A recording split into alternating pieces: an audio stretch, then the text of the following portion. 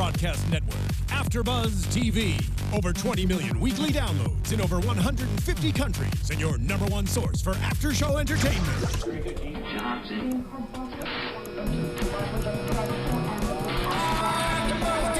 AFTERBUZZ TV, the destination for TV superfans. Producing aftershows for over 300 of your favorite TV shows, interviewing celebrities and showrunners, and bringing you behind-the-scenes exclusives. All thanks to E! Entertainment's Maria Menounos, producer Kevin Undergaro, and internet leader Akamai. Now, let the buzz begin! Hello there, Strain fans! Welcome back to the Strain After Show here on AfterBuzz TV, talking about Season 2, Episode 12, Fallen Light. Although, in my opinion, I would rather call it Shining Light, because it was the first good episode in 2 months. Holy crap. It's a ray of hope. I know. It should have been Episode 4. It should have been Episode 4. I was going to give it to Episode 6, but not 12. But imagine the season we would have had if it had come at Episode 4. Yes. Yeah. We'll never know. We'll never know. Actually, no, we will, because it'll just be what Season 3 is. There we go. Hey, gang. So, I'm Matt Lieberman. Joining me on the panel, as always, Zach Wilson. Hey, guys. Thanks for tuning in. Jacque Borowski. Holla. Stephen Lemieux, not feeling well tonight. Hopefully, he will be back for the finale. Lately, I'm sure many people who listen to this podcast, as I'm sure many people who watch this show, have been frustrated that the series wasn't quite where we wanted it to be, and frustrated that, we reacted in kind, that we hold the series to a higher standard because it has been better than this, and we deserve a better show. Frankly, even there's a lot of TV shows I'll let lower quality slide, but the people involved in this show, Carlton Cuse, I know Guillermo del Toro is probably not on the show day to day, but his involvement means I have to hold it to a Guillermo del Toro standard, and Carlton Cuse, who I have immense respect for, he can do better than this. It's true, and he has better series on the air than this right now. But I have to admit, I was watching the episode, and we got all the way to the title sequence, and I'm like, I've liked everything that I've seen so far. And I'm like, double or nothing. And I kept watching, and legitimately, it was a perfectly good episode of television, and by Strain standards, a great episode. And I told myself, as I was walking into the studio, I was like, Lieberman, you need to treat this episode with the respect it deserves. I'm going to talk only about the things that were great. I'm not going to knock anything. I honestly can't, because everyone had action. Everyone had agency. Everyone was doing something. There were no superfluous scenes that I could detect. And we got a flashback about people that we care about that further informed their actions now, and then bookended that with a real scene where they behaved like real people that are in a relationship. And I was just sort of like, just thank you. Thank you for bringing the show back. Anyway, how did you guys feel? What did you love about this episode? I mean, I'm on the same page with you. The biggest thing was that, stuff is starting to happen.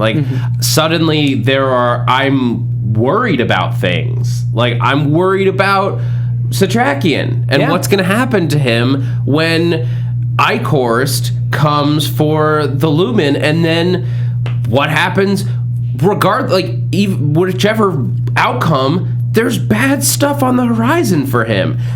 That's a real moment. I'm excited to see what happens. Yeah. Jacque? I feel the same way, because things are moving forward. This should have been, to me, Episode 4, where you've kind of set up your plot for the season, and then suddenly all this crazy stuff happens that sets everything in the season in motion. So it seems to me weird that it's like a penultimate episode, and it's not like, I know people argue that Game of Thrones always has a big penultimate episode, because shit's happening up until that point, whereas we feel like we've just been stalling just to stall. And this is very close now to the Lumen auction that we get in the books, which I I was wondering why there were so many like fake outs on bidding on the Lumen until this point, because it kind of cheapens that moment when you realize, oh crap, like he has the Ancients backing him versus Palmer backing the Master. Backing the Master. But we knew already that the Ancients would be backing him in one form or another. They're at least on the same side of this feud, of this war. Yeah, I mean, he mentioned it a few episodes ago that like when he's first talking to the Cardinal. That's the thing, is that like that's why like this plot line could have been in the same space. I feel that 3 episodes ago, just because putting Cream in instead of the Cardinal only changes it a little bit. I would have almost. You had the same thing with Rudyard Frenescu, where he was like, someone else wants the Lumen, and they're like, someone else wants the Lumen. I feel like we've had the reveal that there's another bidder, and it's Eldridge Palmer like 5 times. Right. But, the fact that we actually had the Lumen in Satrakian's hands this week, like, I don't care anymore. I don't care. Give him the book. Give him the goddamn book. Let's get the book in his hands so we can start reading it, and we can start learning about it, and we can learn what's actually in the damn thing. And I love the stakes of this too, where because you have Quinlan telling Gus, okay, well, you're gonna have to kill him if he doesn't do what we want him to do. Right. So again, you have a situation that's very complex, where someone who you thought there's an alliance, but it's a shaky alliance. So what's going to happen if he doesn't give the book over? Let me ask you a question. Does Satrakian assume that working with Quinlan and the Ancients is a trap right now? I say yes. I say yes too. I think he's highly suspicious. I think when he sees Gus, he's going to be slower to attack. Because he remembers him from his pawn shop? Yeah. From season 1? Mm-hmm. It's possible. And he remembers him as, remembers Gus season 1 always came off as, a good dude. Like, he returned the stolen clock. Right. But I think so I think that hesitation could cost him everything. Yeah. Yeah, I honestly, I hope that they don't kill off David Bradley this early into the series. I feel like, that's coming at some point, but I don't want it to be now. He's always been a high point of this show. I feel like the plugging Cream back in is just to continue to reiterate to the audience his importance, so that I feel like that's why he's been in season 2 at all. Is like they showed him last year and we just thought he was some guy. They bring him back, you're like, oh, he must be important. You bring him back again, it's like, okay, we get it, this guy's important. Now what? So you give him a very important role to play in the key plot of this season, the Oxido Lumen, to really instill in us, like, okay, this is someone that we have to watch. But I still know nothing about him. I know nothing about his personality other than he's a gangster. Like, he's a cardboard cutout of a gangster at this point. So, like, just bringing him back doesn't really excite me in that way. But I'm just happy that the book was in Satrakian's hands for even a second, and that, this auction is coming up, and that's going to be thrilling. It's like what I said in my prediction at the end of the last episode. The last 2 episodes, I'm pretty sure, are going to be great. The question is, how much will that make up for all the waiting that we've had to do? Because then you also have, like we mentioned, Gus and Angel, right? Let's talk about their plot line. Because I have a question about Cream, though. Oh, go ahead. Before we get off that. Yeah. He has his own island, he said. Like, he's taking over an island. Yeah. Is he on Cream Island? I don't understand why that's a funny thing. It makes me giggle. Okay, because he's on Cream Island? Yeah. Okay, I like it. Sounds dirty. Sounds a little dirty. I could go further, but I won't. Gus and Angel sat in that damn restaurant for over a month of our lives. And in one episode, they were charming, had so much to do. Angel finally built up on the promise of his character. This guy who is, seemingly kind of like playing off of like old rules. He's got the the damn knuckle with the silver cross. I love that he brought that I love it too. I love that he has it. Yes. But then you bookend that with, after he's kind of like the bumbling sidekick, saving Gus's ass by blowing a hole in Hector. And I'm just sort of like, yes, I love this partnership. Yes. This is Lethal Weapon. This is, I'm getting too old for this shit. And freaking Riggs, who's just like a daredevil, just like Gus. I thought that this sequence in the prison was dope. He's just I did too. Yeah. Call me Angel de la Badass. Ooh, I'm into it. Yeah. Yeah, I love the relationship with Quinlan. I'm starting to get a sense of like what this plot was supposed to be, or what it maybe was in the comics, where it's like we're having a great time palling around with these two as they're doing Quinlan's bidding, maybe questioning a little bit, but doing what they can to help the war effort on the vampire side. And I really, really enjoyed it. It kind of reminded me in its own way of the Brienne and Pod sections of Game of Thrones, where it's like, or even like Brienne and Jaime, where it's like, I love these two characters. I like watching them play off of each other and doing something active. And I was just sort of like, I could watch a show of this. I love them, and I'm so glad that they're doing something. And I thought it was a great moment because it reminded us that Gus, as much as we've seen him as a good guy, and I was just talking about like when he was a good guy in season 1, right? We're reminded that he's a career criminal. He has a lot of darkness in his backstory and in his life. That guard is, from what we know about, from the little that we know about him, a bad person. Oh, incredibly. A terrible bad person. But, like, he just leaves him to starve to death. Which is, like, regardless of what that guy may have done to you, you have to have, like, you have to be a pretty hard person to do that to another human being. He let him out eventually. Did he? The guard, yeah. He let him out. He went first and let out all of the gangsters, so that I think this was a strategic thing, because that way he had all the gangsters, so if the guard wanted to come at him and beat him, he had enough backup and enough people that were angry at the guard that it wouldn't be a problem. Oh, it was the same guard. Yeah. I don't know why I thought it was a different person. No, same guard. Same guard. He was like, I'm not going to let this guy screw me up, but like now I have all these people who have my back. It'll be okay. Unfortunately, he kind of overestimated their trustworthiness, and it required this like extreme show of force to get them on his side. But just this sequence was just the most fun I've had in weeks watching this show. This was, from the books, one of the elements I liked in the books was the idea that Gus is part of this gang of like people who would be criminals if this wasn't a post-apocalyptic world. But now that it is, these are the people that are saving the city, or trying to save the city. Right, because who do you trust more? Somebody who's never held a gun in their life, or somebody who treats life as a war already? A war on themselves, like a war on poverty, the establishment, war against rival factions, war against starvation. Like, you want somebody who is hardened for battle, and these are guys who have seen some shit. Hell yeah. Okay. I want to talk about our flashback sequence this week, which Shanine. I adored it. Oh, Sean Astin. Sorry, Sean Astin. Sean Astin. Another Sean that gets killed a lot. And I was like, oh man, 2005. They're like going back. Another Sean that was in The Lord of the Rings. Yeah. But this sequence answered some very key questions for me, at least.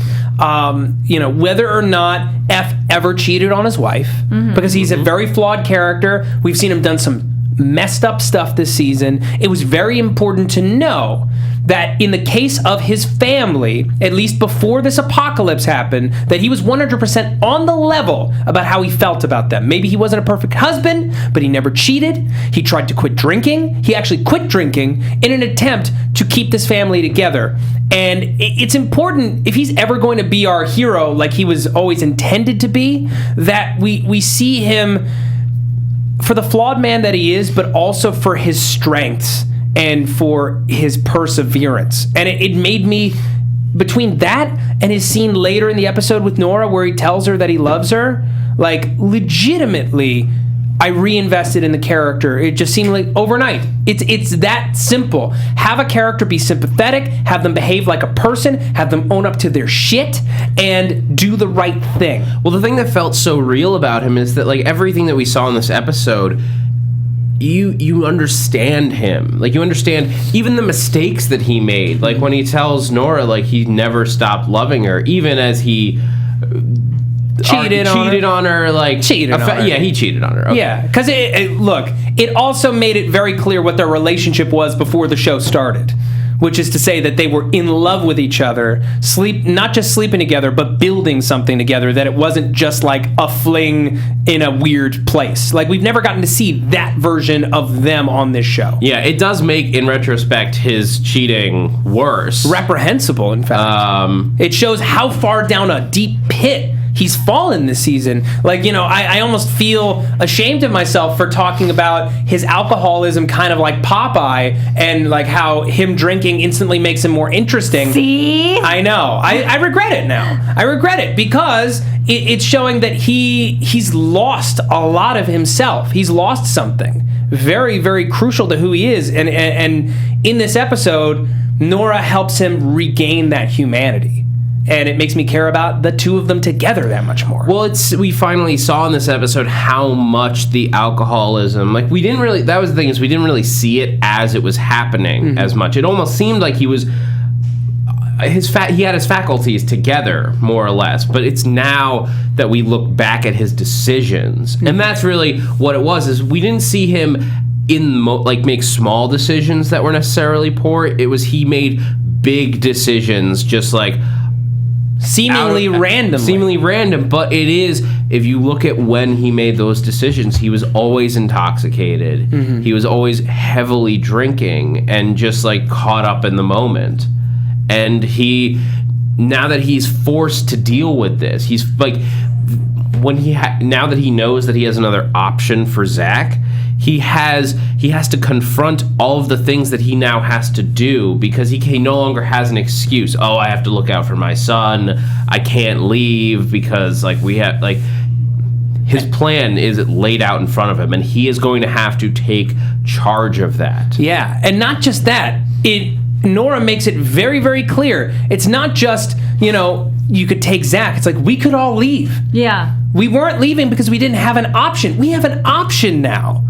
You have to at least consider the idea that you never were supposed to be a world-saving hero, that maybe we have a chance for happiness and that we should take it. It is something that real people would consider. I know that he is going to be the hero and he's going to come back, and we have to tip our cap to the writers for giving us a way to write Zach off of the show without killing him or turning him into a vampire. I still think Zach Master would have been Zach Master would have been fantastic. I'm still 100% on board with that. I'm on board with Zach Master. Right? Where is Bolivar Master? We ain't seen him. Giving the white to Coco. I know, gross. But in any case, I thought it's such a small story that opened up such great emotional doors for these characters. And I really loved seeing F and Nora's initial interaction.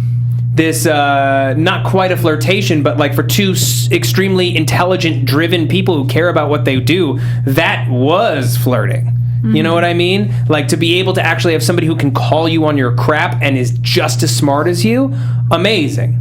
I loved it. Again, though, I felt like we should have had this earlier to anchor the understanding of the characters better, because as a book reader, it's like you take it for granted that, okay, the reason I was so opposed to what you were saying about F's alcoholism is because after reading the books, you knew how bad it was for him. Mm-hmm. And so if they had a flashback like this earlier where you kind of anchor the relationship, because it was kind of nebulous. I feel like I feel like didn't really understand. We kind of got to know Nora through her mother last year, and ultimately she's still the most paper-thinly written character on the show, out of our main cast anyway, which is a huge bummer. Because we do love Nora, and this sequence it showed us that she also is not the woman who stole this man away from his wife. She is not morally compromised. She knew she was falling for him. She knew that she couldn't have him. He says she filed for divorce. She knows it's over, and that's when she says it. And she, not just that, she says it's my fault. It's my fault that this is happening. She feels intense guilt for the fact that she's been harboring these feelings for him and still hanging around him all this time. And that makes me love her more too. You're absolutely right. When we ran out of Satrakian flashbacks in like episode 6, putting some of this stuff in, even writing in flashbacks that weren't in the books, that would fill in these gaps for our characters and make us care about them more, I feel like would have made the waiting for activity that much easier to handle. Because at the very least, we're learning to love these people and we love spending time with them, rather than just kind of like, what is happening? I mean, it could have been really cool to see a little bit more of this 2005, 2006, like, and on for different characters. See, like, we sort of know where, like, Dutch has been to an extent, but we could have learned more about her. There could have been something more to, seeing her and Nikki, thank you, and their relationship develop, and seeing, like, this, going back and seeing that as opposed to hearing it via the mom may have been a more interesting way and a more intimate way to get to know these characters. It would have felt less forced, because I feel like anybody who's watching the whole Dutch love triangle is obviously rooting for Dutch and Fett, because Fett and Dutch are the better known characters. And we love Fett. We sympathize with that because we got to meet his parents who disapproved of him last year. Yeah, he's one of the best written characters. You haven't given any background on Nikki, so it's like, well, the character is a total wet blanket blank slate, so what are you can't feel what the actors are trying to make you feel, which is like this intense emotional pull. It's just not there because there's no background for it. Right. If we had seen the two of them together at their best, even though, through that scene a couple episodes ago during the Battle of Red Hook, when she's like, I love you and it hurts me, essentially. And it's always been awful. Like, let us see that beforehand. Let us see why she would be so addicted to this relationship, why it would matter to her to be back with it, and why she would choose it over Fett, who's clearly a great option. Not just out of loyalty, but because it's this relationship that she feels doomed to save. She's always trying to save it, and she never got to finish her mission. She assumed that she was dead and that she left her for dead, and that allowed her to get some level of closure, but then to know that it was still there and the potential to still save it would draw her away from a new relationship that makes sense for her and is in line with who she is. It would never have felt tedious if we knew why she wanted it, other than she was still with her at the time. It would never have felt tedious. Right. Yeah, and the thing is, that story is there. Yeah. You can tell that it's there because there's the simple idea that Nikki and Dutch feel so intensely for each other that even when they both feel that this is a bad decision and they're like, I hate you, and then go at each other, that's it sounds silly when I say it out loud like that, but it's a very real thing that people go through. It's very, when you become emotionally attached to somebody, when you love somebody, which is the central theme of this show, is your love for another person. It's not easy to let that person go, no matter how much they push you away. If that makes it even, I would say that for most people, that makes it even harder. But to try to give somebody up, it's hard. Like, you can't imagine what that is, and you want to understand. You want to understand Dutch's perspective on it and why. They almost, I don't know if you guys watch Orange is the New Black, but they almost should have done like an Alex Piper type of flashback where you saw like, okay, like, I know why these two should not be together because their relationship was crappy for XYZ reasons, because I can see it. Right. But those are the best love triangles, when you see, because everybody has different facets to them. We all have like multiple lives that we, like, not that we're leading double lives or anything, but there are different pieces of who we are, and different people match up with different parts of those lives. And in that example, you can see it was Alex is the main No, Piper's the main Piper. character. I'm getting back. Yeah. Piper, she fits with Jason Biggs, like,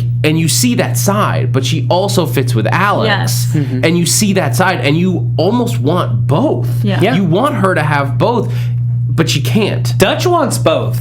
Yes. Why can't we let her have both? Why can't we find some way to make that happen, or at least make it compelling through her perspective that she wants both equally? Because those channels are pay-per-view. That may be true. Well, you can get it all for free on the internet. Anyway, okay, I loved that sequence. I loved Dutch breaking it to Fett. I loved Fett's reaction. That was brilliant. Masterfully acted.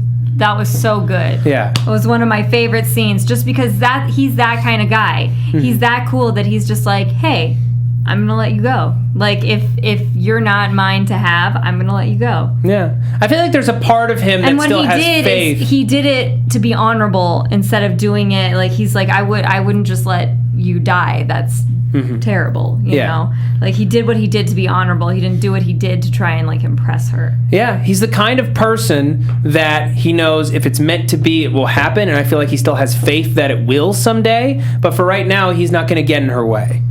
He's not, because he knows that that's not her, and that's not him either. He doesn't force these things. Yeah. That's just... Fett will go out of his way to blow up a building. He will take charge of his life, but he does not take charge of other people. No. He lets them come to him himself, much like a rat. It's true. Actually, that's very true. He's a rat catcher. You can't force the rat to come to you. You have to let it come to you on your own. It has to be their choice. Yeah. Because you put cheese in the wall. All right. Let's talk about Councilwoman Feraldo, who is undergoing a nasty fascist transformation.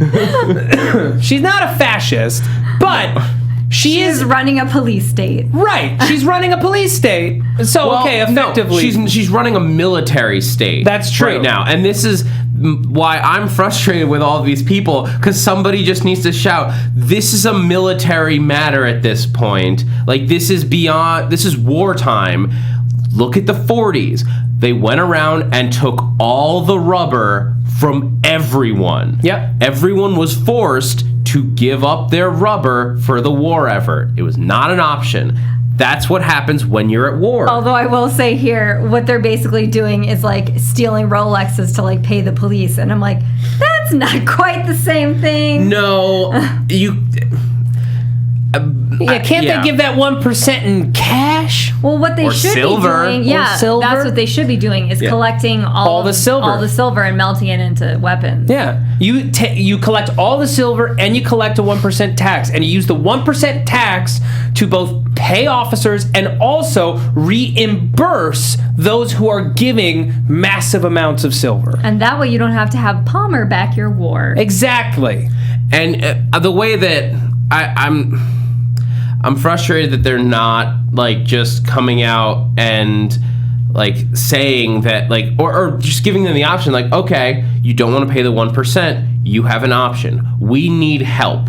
We cannot do this with just the forces that we have, and we cannot do this with the money that we have. You can either pay a 1% tax per person in your household, or you can have that one person volunteer. I mean, this is a draft. This is a community, and in a war, yes, you do have to have a draft. How else did Red Hook survive? Red Hook survived because the entire neighborhood came together and fought back as one force. We have to unite against these Strigoi if we're ever going to achieve anything. And as long as the rich and the selfish are allowed to hold sway, we have a problem. And you know, this is exemplified in the mayor, who's trying to strong-arm just Councilwoman Feraldo. But the fact is, she's got the police on her side. She's got every single person whose home she's made safe on her side. He doesn't realize who he's messing with. This is the mayor that allowed the Strigoi occupation of New York to occur. The question is, was it Eldridge Palmer's men who killed the mayor, or Eldridge Palmer's men who killed the mayor? I shot the mayor. But I didn't shoot Kowalski. No. Yeah. It was Palmer, right? Because he's trying to curry favor with her. He's trying to own her in the same way that he owned the mayor. Yeah. I would say that. I would say, like, if what's interesting, though, is he only met her at this point, so if you shoot the mayor before meeting her, you're playing that risk that, okay, if I'm going to take out the mayor because he's become more unwieldy and not as important, then you have to trust that this woman is going to buy into your plan, which, yes, she did, because it's a very appealing plan where someone says, okay, I'm going to fund your military. But at the same time, he took a risk. If he shot the mayor first, it's like, okay, you shot the mayor before you met her. Yeah, I that's my only hesitation that against it being Palmer is it feels like a leap for him to just kill the mayor. It is odd. Before he met her. Yeah. And if he had control over the mayor, right? Yeah. And except no. Last episode, the mayor turned up to him and was like, "Look, Eldritch, I need you to shut down Geraldo. I need you to do this. You've got to do it." This was no longer the mayor towing the line and being grateful. This was the mayor making an ask of him that was unreasonable. Okay, so with that, then I think you're right, because now he sees, oh, the mayor's not in control of this situation. The mayor is useless. So I need this person. Yeah. And the only way that this person has the power that I need, which I assume is he needs her to be under him, not because she's going to be fighting vampires. Right. But if he misdirects her and says, I can give you $1 million, I need you to go attack Queens, then go to Queens, and while in the Bronx, he's got something cooking. Exactly. See, I feel Palmer doesn't really care too much what the outcome of the war is, as long as he's a Strigoi. I mean, I feel like he's helping the Master to a certain extent, where it's like, if the Master was like, I have these huge massive plans, Palmer's like, well, I don't really care about them as long as I'm immortal. Right. We have a huge reveal for Palmer and for Coco, who's alive, I guess. And totally cool with it. And totally just fine with having Vampire White in her. So many jokes. Yeah. But to find out that the white is not permanent and that he's going to need a re-up on that white feels like a plot point that Icorst would have thrown at him earlier. Hold on, though. Was that a bluff? No. No. I'm going to say no. I'm going to actually say no. You're going to say factually no. I'm going to say factually no. Okay. Yeah. I wasn't sure. The way that he presented it, it almost came off like a bluff. Because that would have been, like, he could have just told him that, and then, like, he has him, like, under his thumb. Yeah. I feel like it only seemed like a bluff because it seems a little crazy to have never brought that up with all the times that he's resisted you. Am I wrong? Like, that seems like to be the first thing you bring up to keep the man in line. Yeah. But in any case, Icorst lets Palmer know in no uncertain terms, you're going to do what I want forever if you want to live forever. Okay, big boy? It's true. You're a slave now, Palmer. Yeah, and the Master has been off screen. And your dick will fall off. The Master's been off screen now for how many episodes? That is also really awkward 3 to or me 4? Because if this was episode like 4 or 5, then you would have the Master come back as Bolivar and become a major plot point. It seems weird to have your big bad be elsewhere for so long. The last time we saw him was under the sewage plant or whatever. Yeah, it was. when Quinlan was running after him and didn't jump over the small pile of rubble that he could have jumped over. Exactly. It's an odd thing on this show to have a villain that you rarely ever see, and when you do, he doesn't do anything. I feel like our main villain right now is Icorst. Icorst was the villain for the season. It's like Icorst and Palmer, really. I mean, Palmer had more to do this year, so I would say Palmer. It's an interesting flip for the Master, because last season, as a presence, he was very threatening, but visually he was silly. Yeah. And this season, visually, he's pretty scary.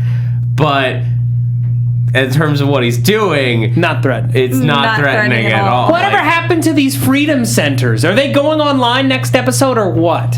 Because it seems like we already have a lot of plot on the table. Right. And if the season ends without knowing what these freaking buildings are about. The drainage building? Yes.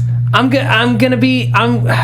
don't know, man. It's just sort of like we already have a lot going on. Icor's is going to be worrying about this damn auction with Satrakian and the whole mess. What's going on with the freedom centers? I mean, they're being built? I feel like they done been built, Zach. Well, I guess it's a question of what they are. Like, in show world, it's been like 2 weeks. Well, now, this is episode 12 of this season. If every episode is a day, and it seems it has been, it's over 3 weeks. It's 3.5 weeks. I just meant this season. Oh, sure. Guys, I just realized something. The bioweapon came into play 8 years later. Oh my goodness, the bioweapon got name checked. It's like, wait a minute. You remember that bioweapon we were working on 3 years ago? Yes. What? We should make more of that and figure out how to deliver it like we were going to 3 years ago. That seems like a great idea. Remember when it was a major plot point a long time ago and people were interested in it, but we never ever brought it up again until now? It's like everything that we care about, aka the plot and the characters, came back for an episode, and it was exciting. I am worried about his plan to go down to DC. What are you worried about? What could possibly go wrong? I don't know. He sort of signed a contract with giving all the rights to a private corporation. Oh, Cameron? No, they're good buddy friends, right? It's not like they're likely owned by Palmer, who owns everything. Yeah.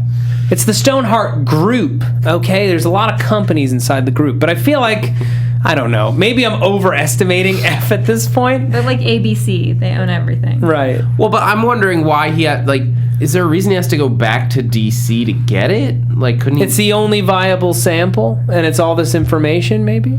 He couldn't make another sample? I don't know. When's the last time they were at that lab? Is it even there? Did it blow up? I don't remember. It was so long ago.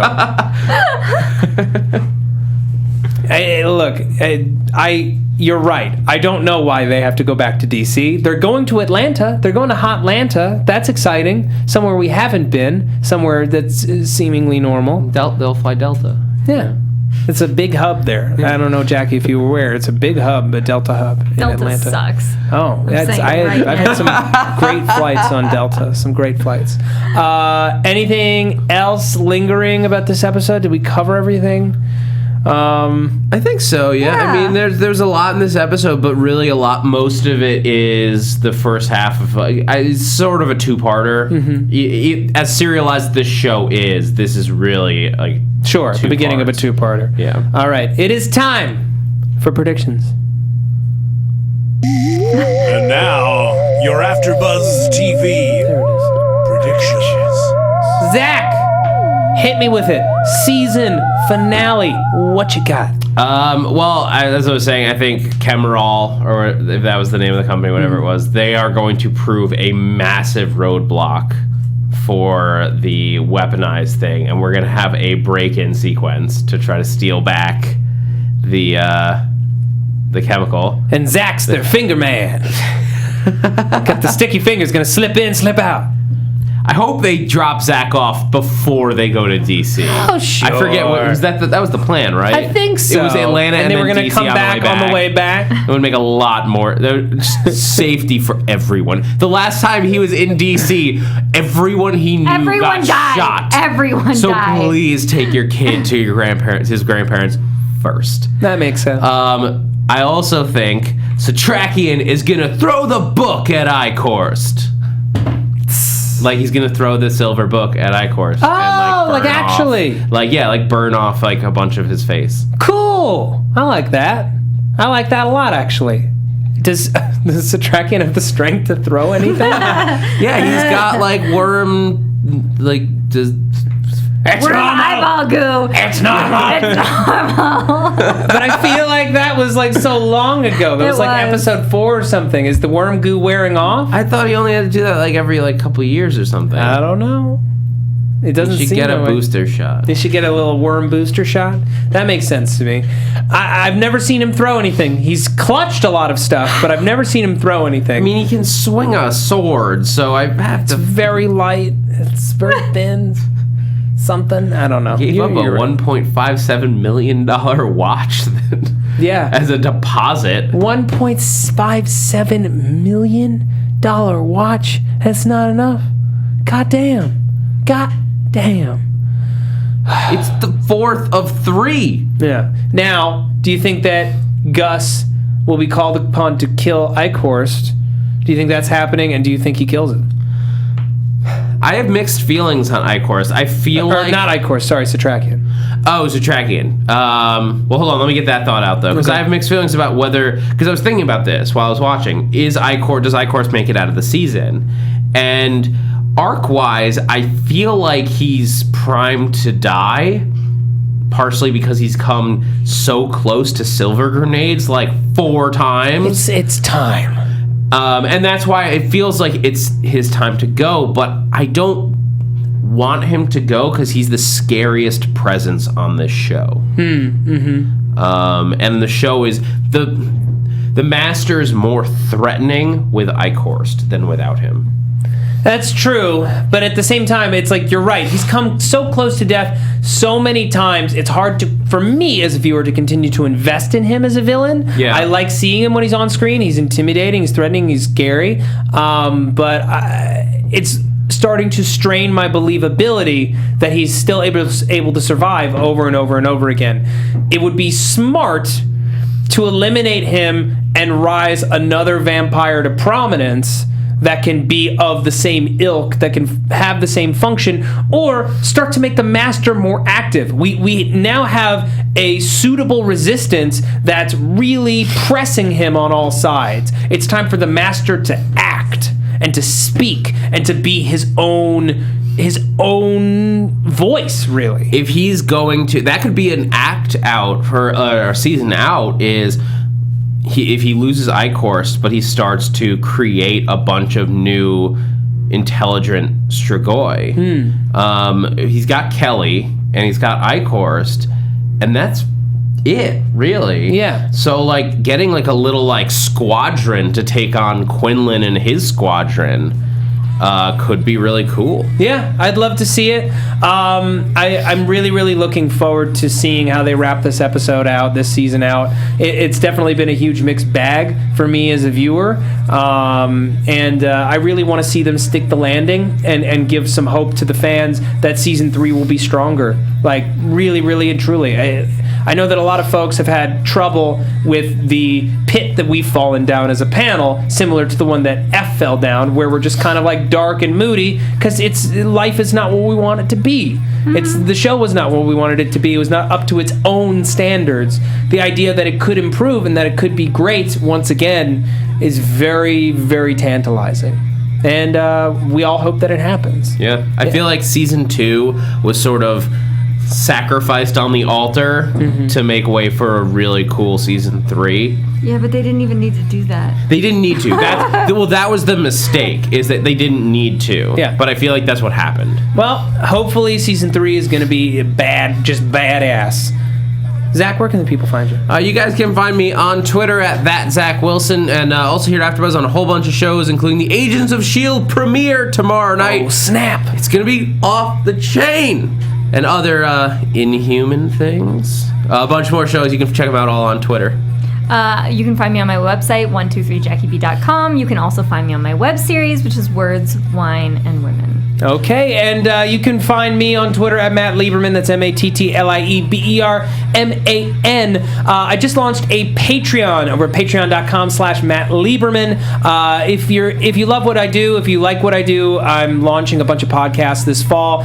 Zach here is producing them for me. And if you have any interest in supporting that stuff and giving advice to a bunch of amazing people, check that out. Thank you so much. See you next week. Goodbye. From executive producers Maria Menounos, Kevin Undergaro, Phil Svitek, and the entire AfterBuzz TV staff, we would like to thank you for listening to the AfterBuzz TV network. To watch or listen to other after shows and post comments or questions, be sure to visit AfterBuzzTV.com. I'm Sir Richard Wentworth, and this has been a presentation of AfterBuzz TV. Buzz you later. The views expressed herein are those of the hosts only and do not necessarily reflect the views of AfterBuzz TV or its owners or principals.